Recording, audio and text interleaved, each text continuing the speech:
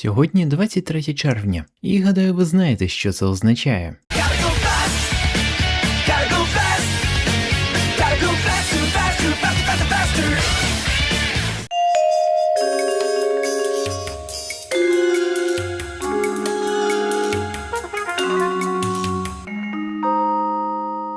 Я вас вітаю, на зв'язку Кім. Сьогодні один дуже швидкий синій їжачок святкує своє 35-річчя. Ну і як людина, якій його доля як мінімум не байдужа, я вирішив провести такий собі аналіз життєвого шляху Соніка від його зародження до сьогодення. Ясне діло, я розповім не про всі ігри, бо їх чимало, будьмо чесними. Але я точно не обмежуватимуся виключно основною лінійкою, а згадаю також про певні спін-оффи, без яких моя розповідь точно буде неповною. Якщо говорити про своє знайомство з Соніком, то воно було забезпечене двома важливими факторами. Це Sonic X, який багато хто дивився в нульових, і це Sonic Adventure DX із кривим росіянським перекладом, що в принципі було нормою для тих часів. Ясне діло, я ще грав у флеш-ігри про їжака, зокрема в Ultimate Flash Sonic. І якщо ви зараз відчуваєте, як вашими жилами тече ностальгія, то я вас вітаю, ви офіційно олди. Вертаючись до структури розбору франшизи, я хочу зазначити, що кожне відео буде приділено окремій грі. Хоча в деяких випадках я можу розповісти і про декілька, якщо буде така нагода. Якщо все зрозуміло, то гадаю, ми можемо починати.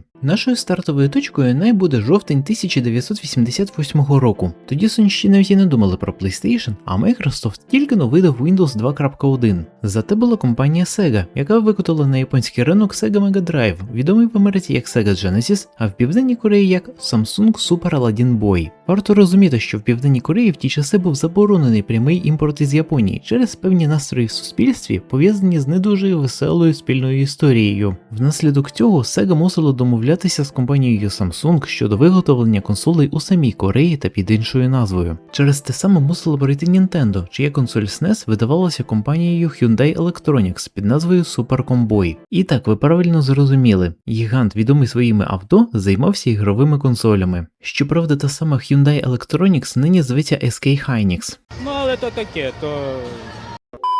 Вертаємося до Mega Drive. Ця консоль мала 16-бітний процесор і могла відображати більше кольорів і спрайтів, аніж популярний в ті часи NES. Він же Famicom у Японії, він же Dendy, який продавали на теренах колишнього совка і який був клоном Famicom. Інше діло, що велика N тоді готувалася видати свій Super Famicom. Він же Super Nintendo Entertainment System, який у плані відтворення кольорів та відтворення музики перевершував Sega Mega Drive. Та я вже мовчу про головну зброю Nintendo – ігри про братів Маріо. Зрозуміло, що Sega мусила щось придумувати, бо їхній тодішній маскот Алекс Кід взагалі не міг нормально конкурувати з італійським сантехніком, що їсть гриби та рятує принцесу. Тому компанія оголосила конкурс на концепт нового маскота. І так вийшло, що одна з команд Sega, на чолі з програмістом Юджі Накою, яка пізніше стане відома як Sonic Team, представила не тільки концепти, а й ігрову механіку. Якщо говорити про головного героя, то варіантів було аж 4. Їжак, броненосець, білка-летяга та Деодор Рузвельт у піжамі. Ну і в результаті переміг їжачок із кодовим ім'ям Пан Їжачок, або ж містер Нідлмаус, як деякі перекладали, бо японське слово Харі Недзумі, що означає їжак, складається зі слів Харі, себто голка, та Недзумі, себто миша. Цей самий концепт представив художник Наото Ошіма, а трохи пізніше цей самий їжачок отримав багатьом відоме ім'я, разом із характерною позою та червоними кросівками. Між тим інші 3 концепти вирішили не викидати, а якось їх використати. Власне, той самий Теодор Рузвельт у піжамі перетворився на головного антагоніста серії – доктора Егмана. Але це в Японії його назвали Егманом. В Америці ж товстуну дали ім'я Айво Роботняк. До того ж без консультацій з японською стороною. Як то кажуть, 80-ті та 90-ті були складними і для заходу з Японією. Броненосець став відомим як Майті. Він з'явився у 2 іграх – аркадній грі Sega Sonic the Hedgehog і ще одній грі, про яку буде окреме відео, та у веб-мульті Sonic Mania Adventures. Також у Sega Sonic the Hedgehog та у веб-мульті був персонаж на ім'я Рей. Це акурат та сама білка-летяга. Вони обидва доступні як грабельні персонажі в Sonic Mania Plus, але це я сильно забіг наперед. Повернемося в 1990 рік. Ну і коротше пішла робота над грою. Окрім Наки та Ошіми, був іще басист гурту Dreams Come True Масато Накамура, який відповідав за музику в грі. І не можна сказати, що робота над грою була легкою. Зокрема, хотіли додати меню Soundtest, у якому нас би вітав Сонік і його гурт, у якому був, зокрема, ось цей крокодил. До нього ми ще повернемося. Так чи інакше, ця картинка банально не влізла в картридж і від Soundtest відмовилися. А паралельно в тій же Америці проводилася доволі таки брудна рекламна кампанія, яку можна описати однією фразою. Якщо говорити про Соніка, то неофіційно його дебютною грою можна вважати Racing Red Mobile, який вийшов на аркадних автоматах у лютому 91-го. Хоч і з'являється він там як брелок на дзеркалі заднього виду всередині машини задля реклами майбутньої гри. Крім цього, коли гра Sonic the Hedgehog таки вийшла в Північній Америці 23 червня 1991 року, а в Європі 2 днями раніше, вона входила в комплекти з Sega Genesis, a.k.a. Sega Mega Drive. Ну і сказати, що це був успіх, це не сказати нічого. Як не як, лише для 16-бітної консолі гра продалася тиражем у 15 мільйонів копій. Це я вже мовчу про задоволених професійних критиків. Ну і на цьому моменті можемо перейти до самої гри.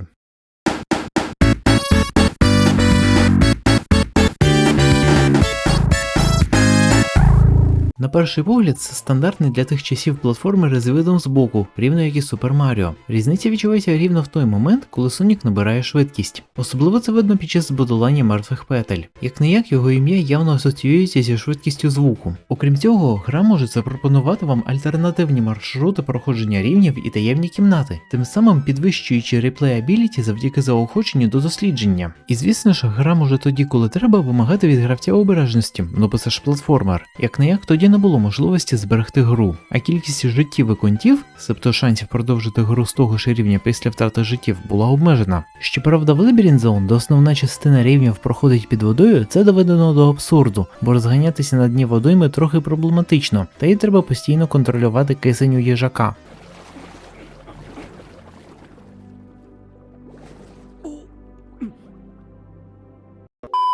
Власне, щодо контів, себто контінью. Перед тим як продовжити, закликаю вас донатити на наші Збройні Сили, бо саме вони захищають нас від московицької навали. Суму донату та збір ви обирайте самі, але пам'ятайте, що кожна гривня важлива. Якщо говорити про сюжет, то все доволі просто. Ось є Сонік, він бігає, збирає кільця, знищує роботів, відомих як бадники, всередині яких ув'язнені звірі, а також карає того самого Егмана, божевільного вченого, який хоче перетворити рідні для їжака місця на рай для своїх роботів. Сама гра поділена на 6 зон із 3 актами кожна та фінальну зону. У кожній з цих основних зон кінець 3-го акту – це босфайти з Егманом та його черговим винаходом. Ну а фінальна зона – це босфайт без права на помилку. Те саме право на помилку дають і характеристичні золоті кільця. Принцип простий. Якщо ви невдало зіткнетеся з ворогом або впадете на шипи, маючи при цьому кільця, то вони з вас випадають, але сам Сонік лишається живий. А якщо в цей момент їх не було, то Сонік відправляється в політ під екран, знижуючи лічильник життів на 1. Окрім цього, гравець може заново зібрати кільця, які з нього випали, але не більше 20 і за обмежений час. До того ж, їжак може вмерти навіть із кільцями, будучи розчавленим, впавши в прірву, затухнувшись під водою або отримавши тайм-овер, якщо гравець не проходить рівень за відведені 10 хвилин. І оскільки мова йде про гру початку 90-х, то без лічильника очок не обійтися. Власне, чим швидше буде пройдено рівень і чим більше кілець вдасться донести до фініша, тим більше очок отримає гравець. Також на кожному рівні є різноманітні бонуси, заховані в ось таких моніторах. Набір стандартний, але зрозумілий. Це може бути 10 кілець, або додаткове життя, або щит, який захищає вас від одного зіткнення з ворогом або шипами, або невразливість, або прискорення. Говорячи про фініш, можна згадати один цікавий баг. Якщо стрибнути на фінішній прямій, де стоїть характерна табличка, то можна вибити додаткові очки. І так сталося, що там, де мало би видаватися 100 очок, на ділі видається лише 10 очок. Просто хтось забув додати 1-0. Ось така фігня, малята. Крім цього, якщо під кінець рівня гравець матиме мінімум 50 кілець у кишені, то на фініші з'явиться велике кільце, в яке треба застрибнути. Воно веде на спеціальний рівень, що представляє з себе ось такий лабіринт, який треба пройти, аби в кінці отримати один із 6 смарагдів хаосу. Так, у першій грі їх було лише 6, не дивуйтеся. Так ось, під час проходження лабіринту можна зробити уно-реверсне обертання лабіринту, а також відкоригувати швидкість обертання. Ясне діло, це не просте завдання, особливо з урахуванням оформлення того самого лабіринту. І від того, чи вдасться вам зібрати всі 6 смарагдів, залежить, яка катсцена буде показана після перемоги над фінальним босом. Якщо взагалі говорити про рівні, то вони дуже різноманітні та добре запам'ятовуються. Особливо Green Hill Zone, яка стала ледь не візитівкою франшизи та використовувалася дофіга разів. Також запам'ятовується Marble Zone з її античними нотками. Ну і Labyrinth Zone файно виглядає, попри явні недоліки.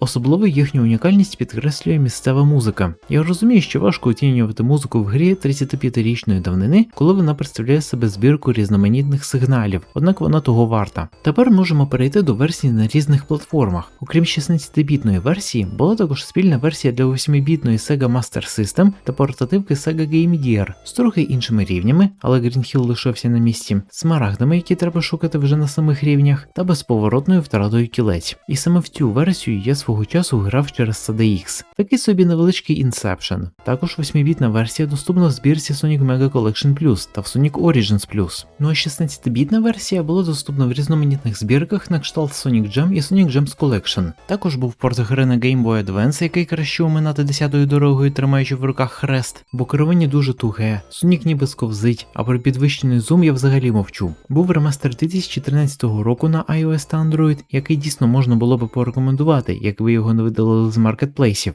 А хоча Стопенгаген, ремастер доступний в збірці Sonic Origins, в якій ще навіть кат-сцени якісь присутні, тож усе в порядку. Якщо підсумовувати, ця гра стала гарним початком для франшизи, яка переживає як злети, так і серйозні падіння, чи то під текстури, чи то в бездарний сценарій. Так чи інакше нудно точно не буде. Ну а вам я дякую за перегляд, ставте вподобайки, якщо сподобалося відео, підписуйтесь на канал і бийте у дзвін, аби не пропускати нові відео, і обов'язково донатьте на ЗСУ. А з вами був Тім, будьте сильними, не ігноруйте повітряних тривог, вірте в ЗСУ та слава Україні! До зустрічі!